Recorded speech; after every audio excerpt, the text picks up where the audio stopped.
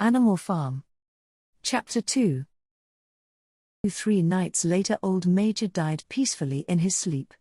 His body was buried at the foot of the orchard. This was early in March. During the next 3 months there was much secret activity. Major's speech had given to the more intelligent animals on the farm a completely new outlook on life. They did not know when the rebellion predicted by Major would take place. They had no reason for thinking that it would be within their own lifetime, but they saw clearly that it was their duty to prepare for it. The work of teaching and organizing the others fell naturally upon the pigs, who were generally recognized as being the cleverest of the animals. Preeminent among the pigs were 2 young boars named Snowball and Napoleon, whom Mr. Jones was breeding up for sale. Napoleon was a large, rather fierce-looking Berkshire boar, the only Berkshire on the farm, not much of a talker, but with a reputation for getting his own way. Snowball was a more vivacious pig than Napoleon, quicker in speech and more inventive, but was not considered to have the same depth of character. All the other male pigs on the farm were porkers. The best known among them was a small fat pig named Squealer, with very round cheeks, twinkling eyes, nimble movements, and a shrill voice.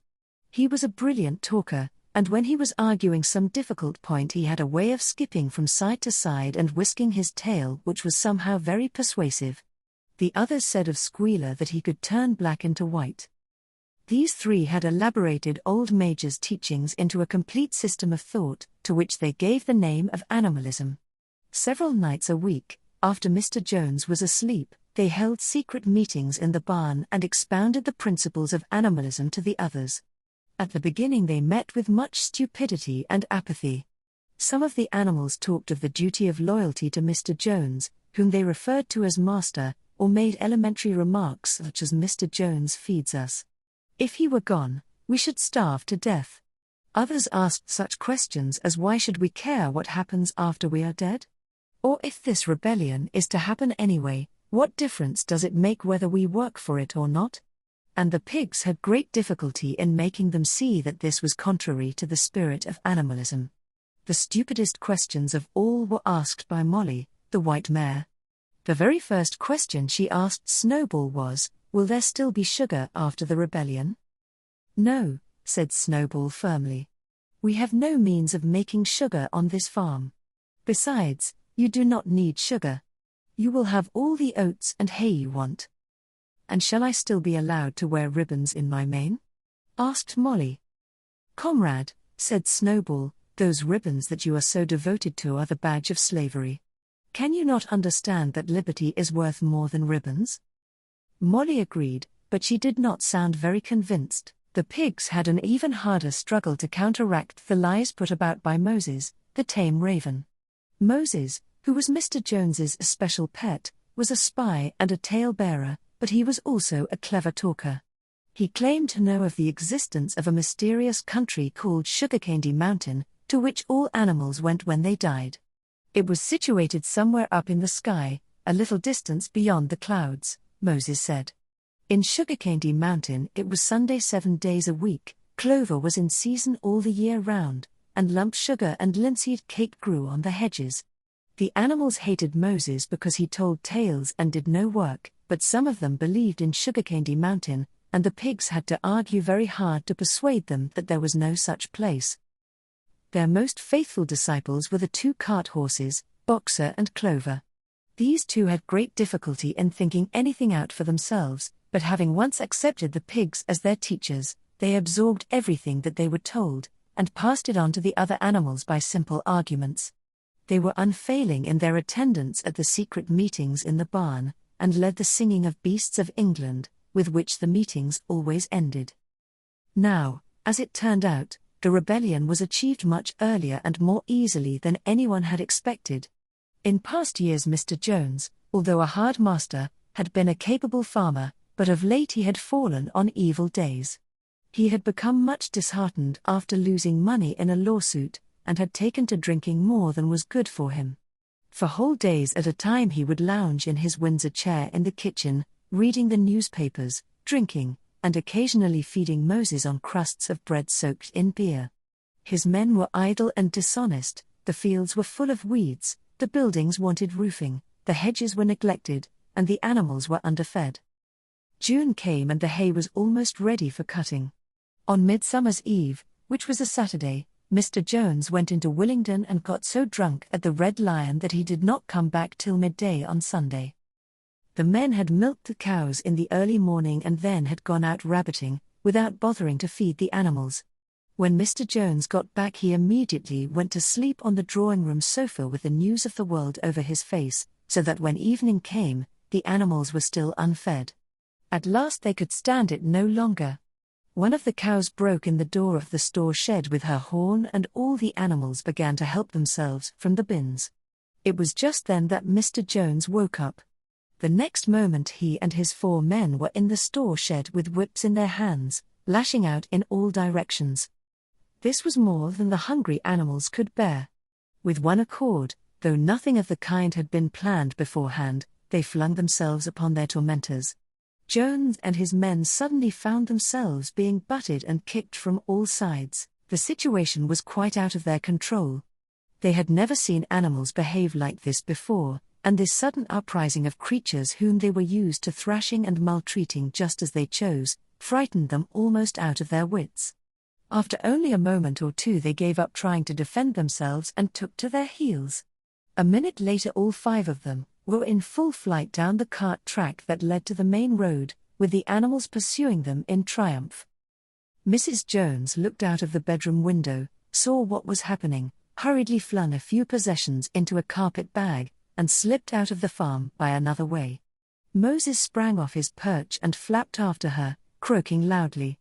Meanwhile the animals had chased Jones and his men out onto the road and slammed the 5-barred gate behind them. And so, almost before they knew what was happening, the rebellion had been successfully carried through, Jones was expelled, and the manor farm was theirs. For the first few minutes the animals could hardly believe in their good fortune. Their first act was to gallop in a body right round the boundaries of the farm, as though to make quite sure that no human being was hiding anywhere upon it. Then they raced back to the farm buildings to wipe out the last traces of Jones's hated reign.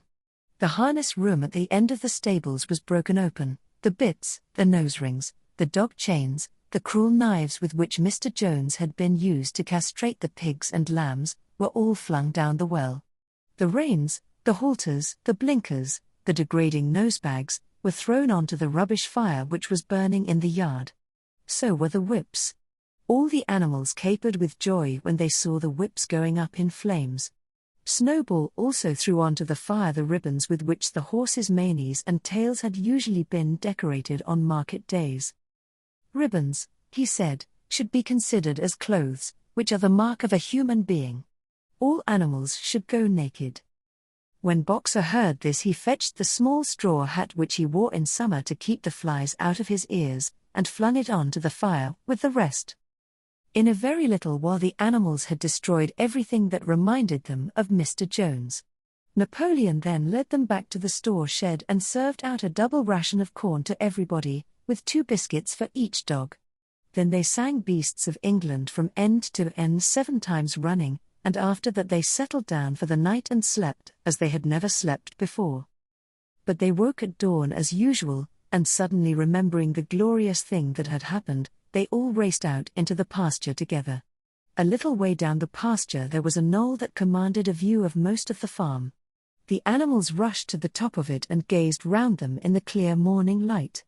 Yes, it was theirs, everything that they could see was theirs. In the ecstasy of that thought they gamboled round and round, they hurled themselves into the air in great leaps of excitement. They rolled in the dew, they cropped mouthfuls of the sweet summer grass, they kicked up clods of the black earth and snuffed its rich scent. Then they made a tour of inspection of the whole farm and surveyed with speechless admiration the ploughland, the hayfield, the orchard, the pool, the spinney. It was as though they had never seen these things before, and even now they could hardly believe that it was all their own. Then they filed back to the farm buildings and halted in silence outside the door of the farmhouse.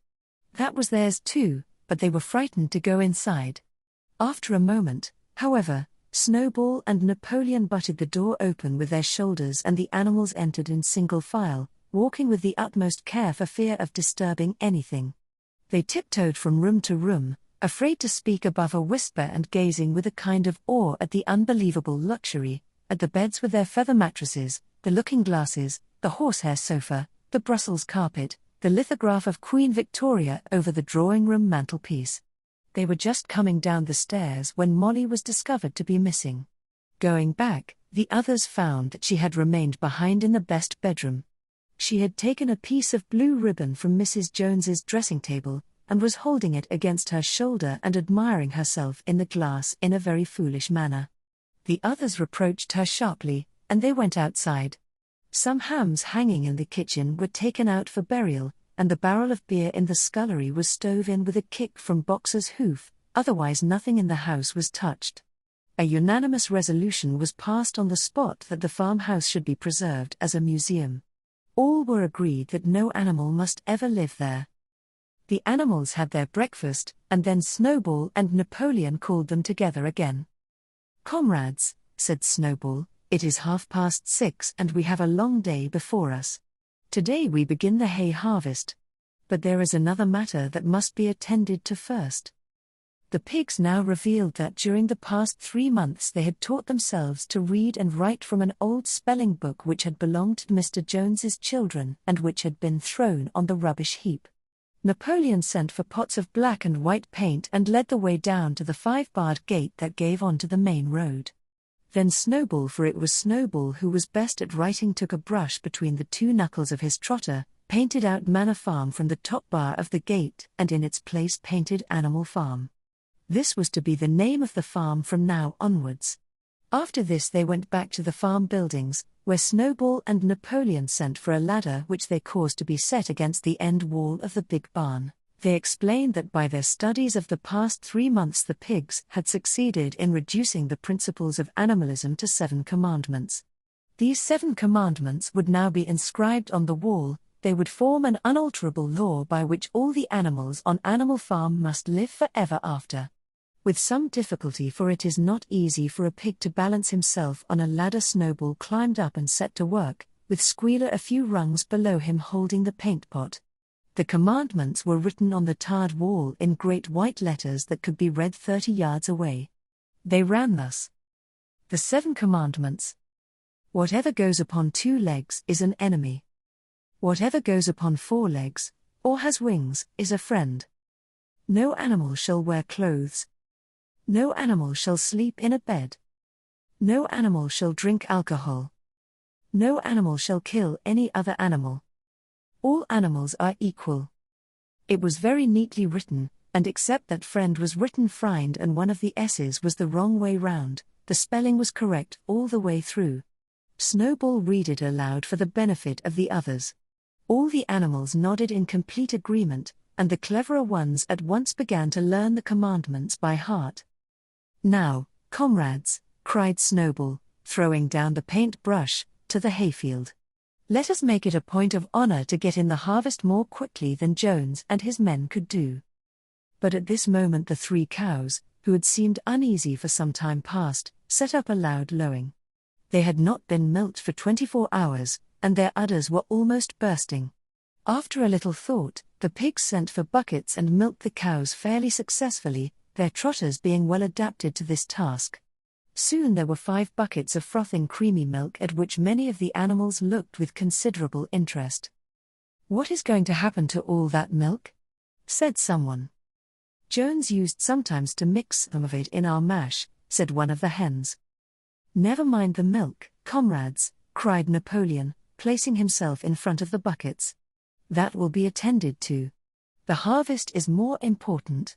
Comrade Snowball will lead the way. I shall follow in a few minutes. Forward, comrades. The hay is waiting." So the animals trooped down to the hayfield to begin the harvest, and when they came back in the evening it was noticed that the milk had disappeared.